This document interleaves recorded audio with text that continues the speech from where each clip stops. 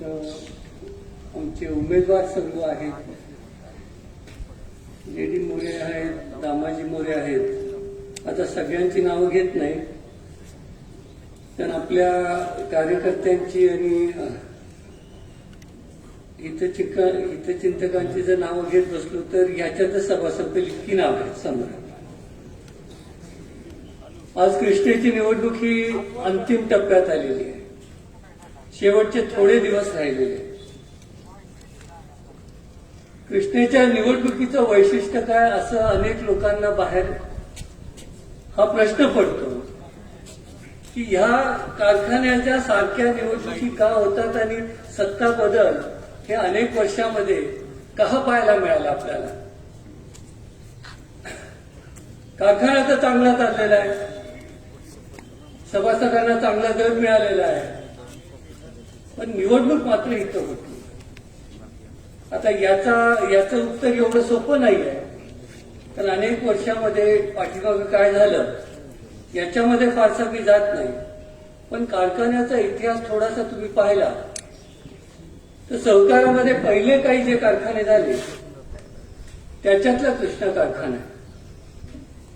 सांगली जिल्ह्यामध्ये शेतकरी सहकारी साखर कारखाना झाला आणि सातारा जिल्ह्यातला पहिला कारखाना सहकारातला हा कृष्णा सहकारी साखर कारखाना आहे.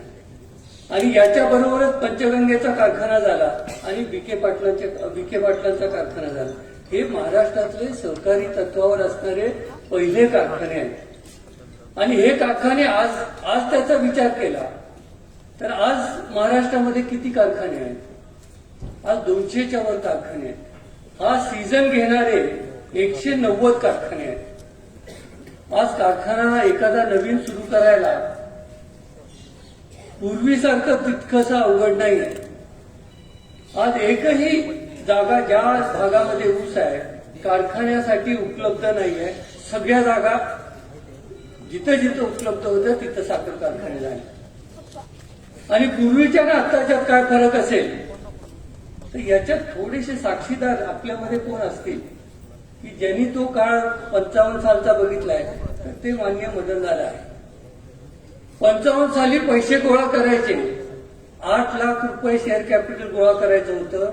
ते किती अवघड होतं. शेतकऱ्यांच्याकडे पैसे नव्हते, बँकेकडे तर कोण जातच नव्हतं. बँकेत पैसे ठेवायची ही तर पद्धतच नव्हती त्यावेळेला. जे काही पैसे येतील त्यावेळेला आपल्याला कारखान्याच्या शेअरसाठी आपल्याला द्यायचे आहेत असा शेतकरी त्यावेळेला विचार करत होता. आणि 3-4 वर्ष लागली हे पैसे जमा करायला. आणि ह्या इतिहासाचं मी अनेक वेळा हे परत मी सांगत असतो, कारण कारखाना मुळात कसा चालू झाला हे लोकांना माहिती पाहिजे. 8 लाख रुपये जमल्यानंतर म्हणजे पूर्वीच्या नात्याच्यात किती अडचण होती बघा. ज्या वेळेला बँकेकडे गेले त्यावेळेला आप्पा म्हणले बँकेने सांगितलं जिल्हा मध्यवर्ती बँकेने राहिलेले पैसे द्यायचे आहेत आणि त्याच्यातनं त्या कर्जातनं कारखाना उभा करायचा आहे. बँकेने सांगितलं अजून 8 लाख रुपये गोळा केले, मार्जिन 16 लाख रुपये पाहिजे, नाहीतर हा तुम्हाला आम्ही पुढे पैसे देणार नाही. कारखानाच होऊ शकत नव्हतं. 3-4 वर्ष तर हे पैसे गोळा करायला लागलेले. आणि त्यावेळेला आप्पा म्हणले भाऊ आणि आम्ही आणि सगळे संचालक मंडळ आम्ही चव्हाण साहेबांच्याकडे गेलो आणि चव्हाण साहेबांना सांगितलं साखर कारखाना काढायचा आहे, सहकारी तत्वावर काढायचा आहे. पैसे आम्ही एवढे जमवले पण बँक म्हणते की एवढे पैसे पुरेसे नाही. ते म्हणले किती कमी आहेत तर 8 लाख रुपये कमी आहेत. जेवढे पैसे कमी आहेत तेवढ्याचे शेअर सरकार घेईल म्हणून धोरण महाराष्ट्र सरकारनं स्वीकारलं. लक्षात घ्या, म्हणून साखर कारखानदारी, म्हणून सहकारी साखर कारखानदारी तुम्हाला सगळ्या महाराष्ट्रात दिसतात. उगाच आपण त्यांना सहकाराचे जनक, महाराष्ट्राचे शिल्पकार हे जे आपण संबोधतो हे ह्या कारणानं आहे की तुम्ही विचार करा, हे धोरण जर घेतलं नसतं जे आजही सहकारामध्ये प्रचलित आहे, आजही तुम्ही नवीन सहकारी संस्था सुरू करणार असाल तर जेवढे शेअर तुम्ही गोळा करता तेवढे पैसे सरकार आज तुम्हाला देते. आणि म्हणून सहकार महाराष्ट्रामध्ये वाढला, महाराष्ट्रामध्ये पसरला, ही कारखानदारी सुरू झाली. तसंच दूध संस्था झाल्या, इतर सहकारी संस्था तयार झाल्या. अगदी लहान सेवा सोसायटीपासून सहकाराचं जाळं सगळ्या महाराष्ट्रामध्ये झालं. आणि सगळ्यात महत्वाचं काय आहे, आज इतक्या वर्षानंतर, आज 60 वर्ष झाली, 60 वर्षानंतर आता आपल्याला थोडी अशी भीती वाटायला लागली की सहकारामध्ये संस्था चालणार की नाही. आणि ही भीती कशामुळे आहे? पूर्वीचा जो विचार पूर्वीच्या नेते मंडळींचा होता त्याच्यामध्ये आणि आता आपल्या विचारामध्ये थोडासा फरक झालाय, थोडासा किंवा खूप फरक झालाय. तुम्ही असं म्हणा की सहकारी संस्था ही सभासदांच्यासाठी काम करण्यासाठी, त्यांना सुविधा पोचवण्यासाठी, ही त्यांच्यासाठी उभा केलेली संस्था आहे. ते सत्तेचं स्थान नाही आहे, तिथं मिळवायचं काय नाही आहे. हा विचार हळूहळू काही लोकांनी विसरला. सहकारी संस्थेमध्ये तुम्हाला एक सेवक म्हणून जावं लागतं, तुम्हाला तिथं विश्वस्ताच्या भूमिकेतनं तिथं काम करावं लागतं. हे मिळवण्याचं स्थान नाही आहे, हे देण्याचं स्थान आहे. ह्या विचारापासून आपण बाजूला गेलो आणि म्हणून तुम्हाला या निवडणुकी होताना दिसतात. कारण आता सुद्धा आपल्याकडे निवडणूक होत असताना काय कारणानं आपल्या समोर विरोधक उभे आहेत लक्षात घ्या. यांचा वैयक्तिक स्वार्थ सोडला तर कुठल्या कारणानं तुमच्या समोर हे इलेक्शन लढवतात याचा तुम्ही विचार करा. आणि म्हणून या कारखान्याचा विचार करत असताना या कृष्णेची परंपरा बघा की या कारखान्याने जी काही धोरणं स्वीकारली 1968 साली, हा पहिला सहकारी साखर कारखाना आहे की ज्यांनी लिफ्टच्या योजना करायचं ठरवलं. सहकारी तत्वावर लिफ्टच्या योजना करणारा महाराष्ट्रामध्ये पहिला कारखाना कृष्णा आहे. आणि त्याचा आता 17 योजना आपल्या आहेत. या गावाचा तुम्ही विचार करा की जो कॅनॉलच्या वरचा ऊस आहे सगळा, हा सगळा त्या स्कीममधनं आलेला आहे. आणि म्हणून त्यावेळेला मला आठवतं या गावातली सुद्धा जी नेते मंडळी होती ज्यांनी आप्पांच्याकडे हा विचार मांडला की हे झालं पाहिजे.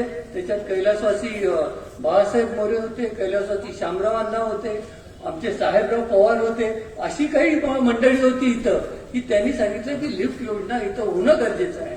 आणि आज तुम्हाला दिसेल की अगदी डोंगराच्या पायथ्यापर्यंत हे पाणी गेलंय आणि सगळ्या ऊस आज जो यायला लागलेला आहे. हे मोठं ऊसकरी शेतकऱ्यांचं हे गाव तयार झालं. खाली जेवढा नदी काठाला ऊस आहे त्याच्यापेक्षा कॅनॉलवर ऊस जास्त आहे, ही परिस्थिती आहे. आणि ही समृद्धी ह्या भागामध्ये ह्या कारखानदारीतनं आली. आपला कारखाना असाही पहिला कारखाना आहे की पूर्वी तुम्हाला माहिती आहे की मोलॅसिसचं काय करायचं, हे कारखान्यावर साखर तयार करायची, पण मोलॅसिसचं काय करायचं याचा काही शोध लागलेला नाही. बगॅसचं काय करायचं याचं सुद्धा कारखान्याकडे कुठलं प्रयोजन नव्हतं. आणि कृष्णा हा पहिला कारखाना आहे की ज्यांनी डिस्टिलरी करायची ठरवली. या विभागातली पहिली डिस्टिलरी ही कृष्णेची आहे. कृष्णेमध्ये त्यावेळेला एक इंजिनियर येत होते JP मुखर्जी नावाचे. ते सारखे आप्पांना सांगायचे की आपल्या कारखान्यातनं वीज तयार होते. आणि म्हणून को जनरेशनचा प्रकल्प पहिल्यांदा कृष्णेमध्ये व्हावा सगळे करायला सुरू केले होते सगळ्या लोकांनी. पण त्यावेळेला 99 साली आम्ही ते हाती घेतले. त्यावेळेला मी चेअरमन होतो आणि को जनरेशनचा प्रकल्प पहिल्यांदा या भागामध्ये कुठल्या कारखान्याने केलेला नव्हता. त्यावेळेला आमचा प्रस्ताव होता, सगळं तयार झालेलं होतं, बँकेशी सुद्धा बोलणं झालेलं होतं, पैसे उपलब्ध झालेले होते. परंतु सरकार बरोबर जे पॉवर परचेस अग्रीमेंट करायचं की सरकारच ही वीज विकत घेणार आहे, ते आमचं होऊ शकलं नाही. आणि त्याच्यासाठी अनेक अधिकाऱ्यांना मी त्यावेळेला भेटलो. मला आठवतं त्यावेळेला MSEBचे प्रमुख अधिकारी, त्यावेळेचे मुख्य संचालक बन्सल नावाचे होते. त्यांना मी त्यांचं मुंबईमध्ये जे ऑफिस आहे प्रकाशगड, ते प्रकाशगड हे त्यांचं मुख्य ऑफिस आहे MSEB, तिथं भेटायला गेलो.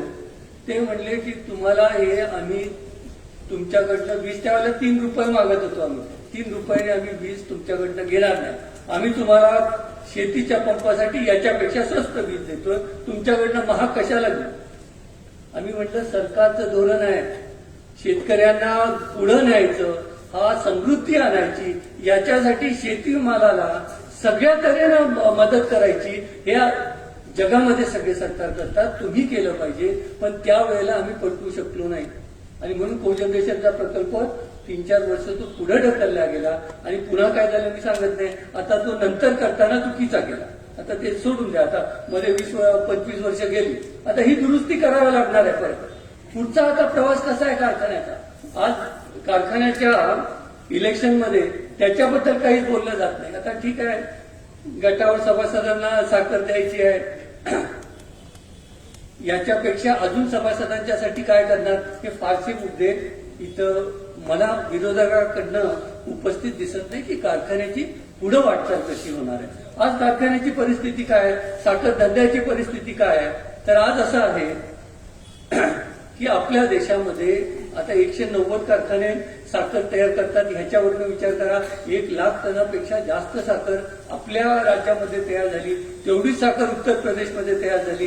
देशामध्ये जेवढी साखर लागते त्याच्यापेक्षा कितीतरी जास्त प्रमाणात साखर तयार झाली आणि आज साखरेला खप नाही. साखरेला खप नाही याचा आपल्यावर कसा परिणाम होतो बघा. साखर जर आपली विकली गेली नाही तर आपल्याला या साखरेवर पैसे घेऊन आपल्याला पुढे सभासदांना द्यावे लागतात आणि त्याच्यात व्याजाचा खर्च वाढतो. आज मदनदादा इथं स्टेजवर आहे.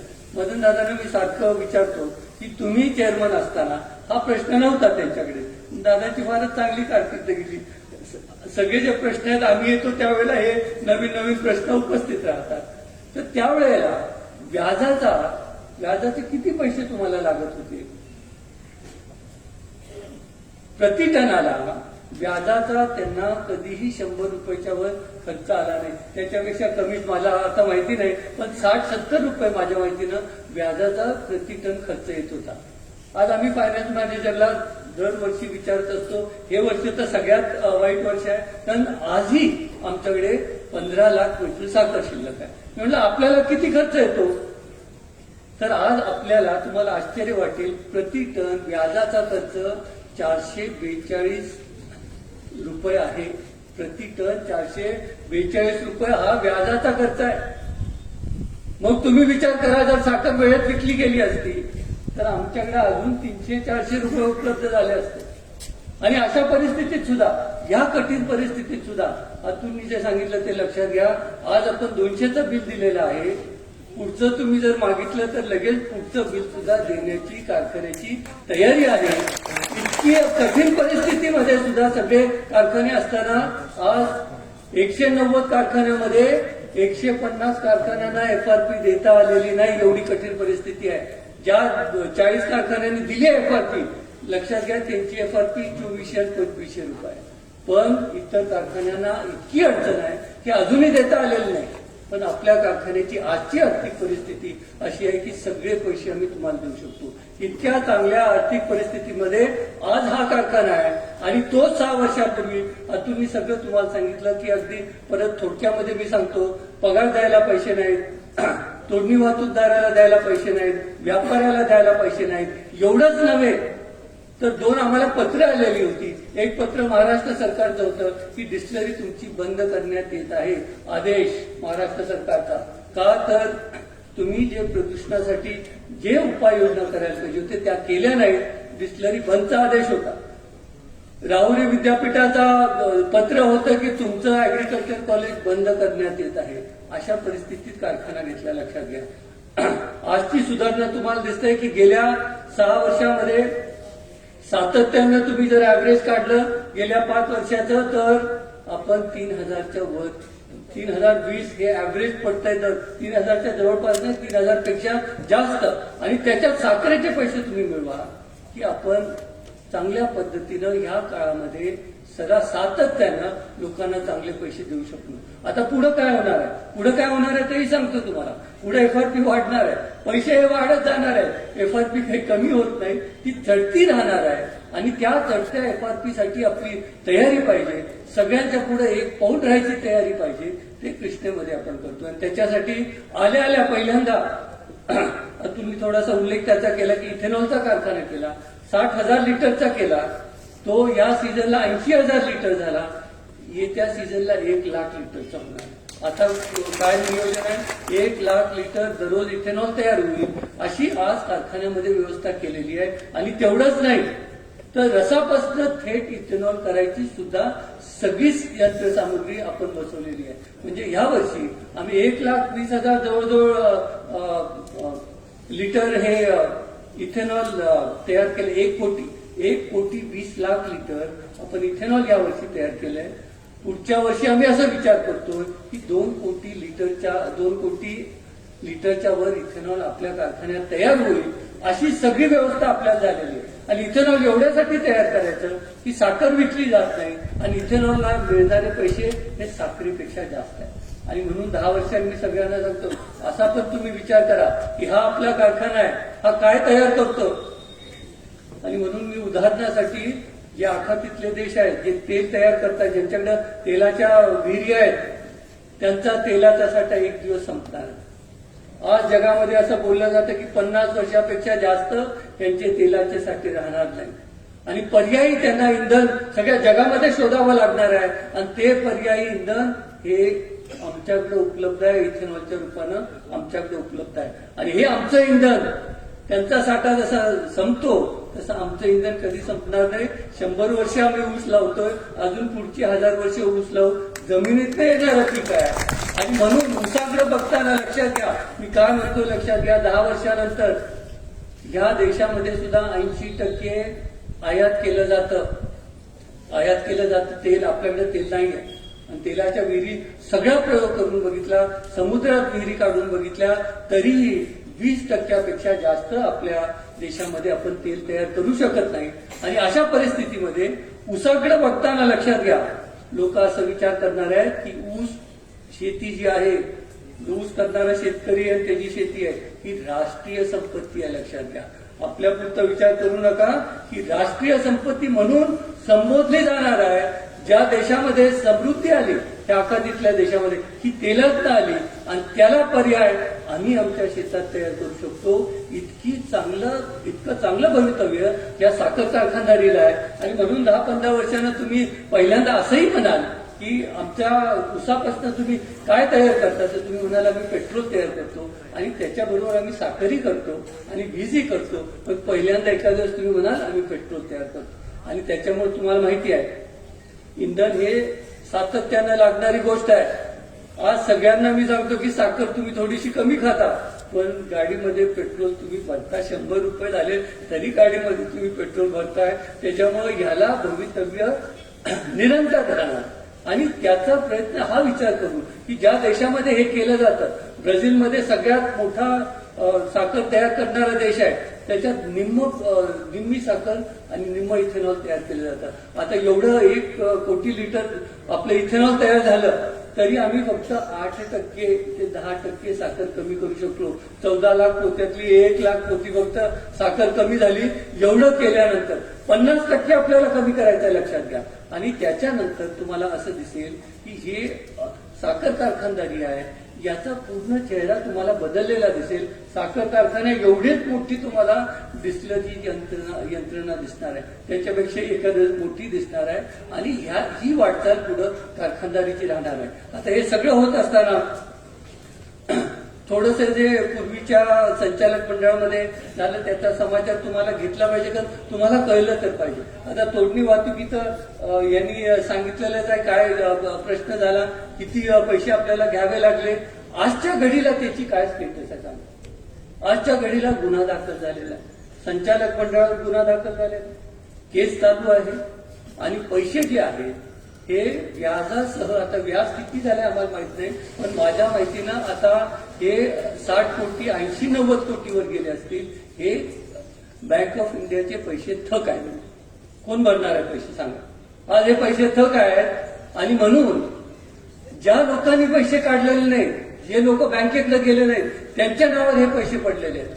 अर्थात त्यांचं संरक्षण आम्ही करणार. तुम्ही काळजी करू नका की तुमचा काय दोष नाही, तुम्ही तर बँकेकडे गेले नाही, तुम्ही कर्ज काढलेलं नाही. यांनी खोट्या सह्या करून तुमचे अर्ज केले, खोट्या सह्या करून बँकेकडनं पैसे काढले, खोट्या सह्या करून दुसऱ्याच्या नावावर भरले.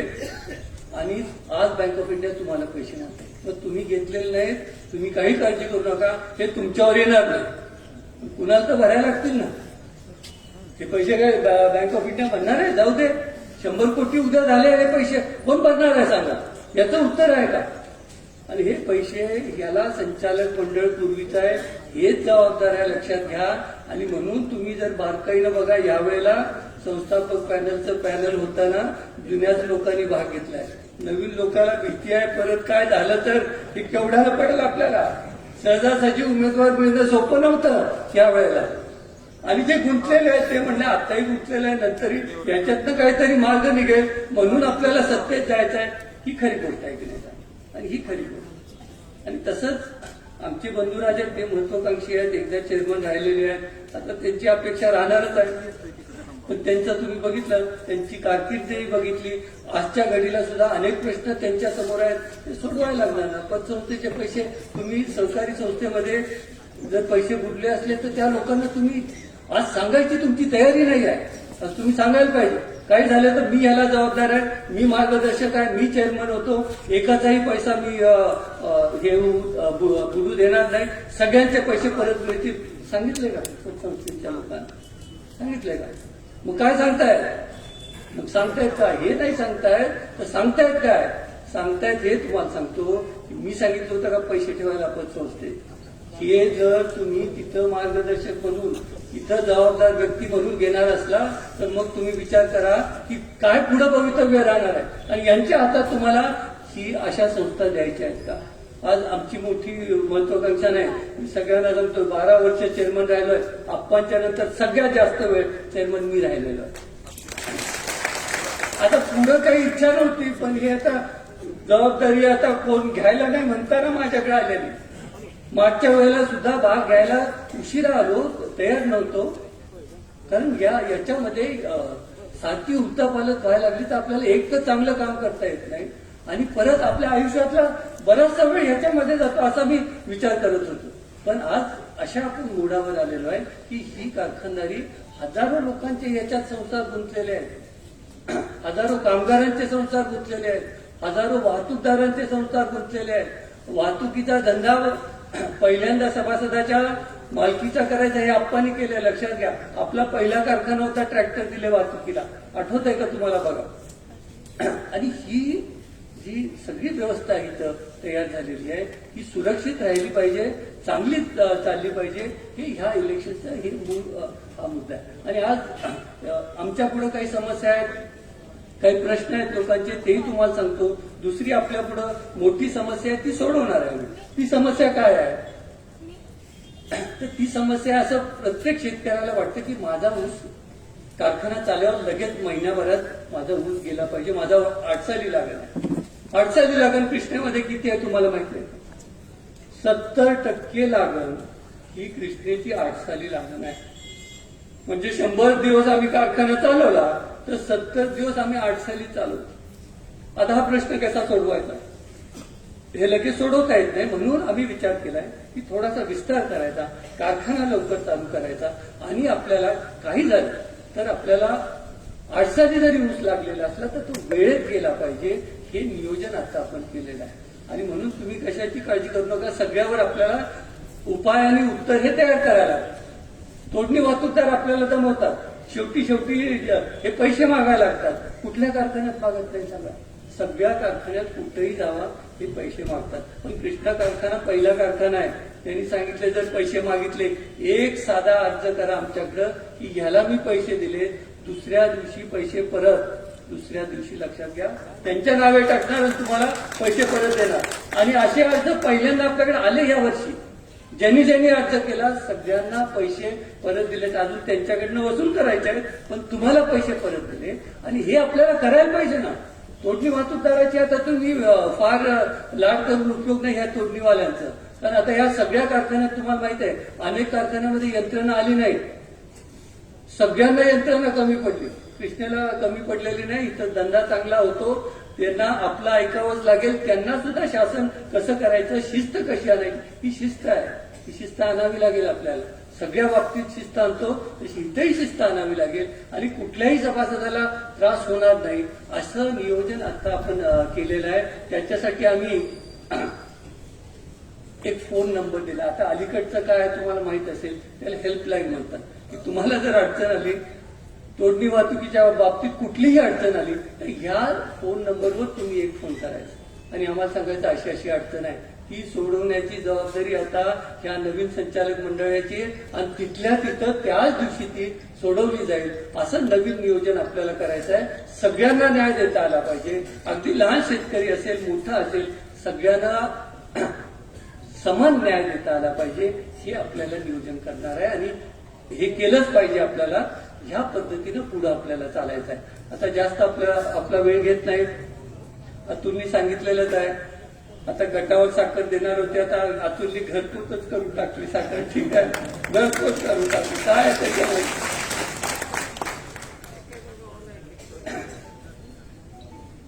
एकदाच केली तर चालतंय ना, एकदाच 60 किलो देत नाही तर काय विषय नाही. आणि सगळ्यांना साखर मिळावी हे सुद्धा आपण जपतोय. काय होतंय, बराच जो लहान शेतकरी आहे तो दरवर्षी ऊस घालू शकत नाही ना. एखादं वर्ष 10 गुंठे 20 गुंठे जमीन आहे, दुसऱ्या वर्षी ऊस नसतं. तर आम्ही बोर्डामध्ये असा निर्णय घेतला आहे की अशा शेतकऱ्यासाठी 3 वर्षातनं एकदा जरी ऊस घातलं तर त्याला साखर मिळते. काय अडचण. मग त्याच्या पुढे कधी कधी प्रश्न येतोय, काही कारणानं काही मुद्दामून पण करत असतील, पण आता सगळ्यांचा कृष्णेकडे ओघ आहे. कधी कधी अन्य विल्हेवाट होते. आता अन्य विल्हेवाट झाल्यावर काय करायचं सांगा. मग लगेच कारखान्याचं पत्र, तुम्ही अन्य विल्हेवाट केली, तुमची साखर बंद करणार. आता काय करायचं सांगा. याच्यावर पण उपाय काढले. ते सरकारचे नियम आहे बरं का, ते तुमच्याकडे ऊस आला नाही तर हे करा. पण आपण काय करणार. आपला उद्देश काय, सगळ्यांना साखर मिळाली पाहिजे. आम्ही म्हटलं तुम्ही एवढंच करा की येणाऱ्या ऊसाची नोंद करा, लगेच तुमच्या पाठीमागच्याच सगळी साखर देते. काय अडचण.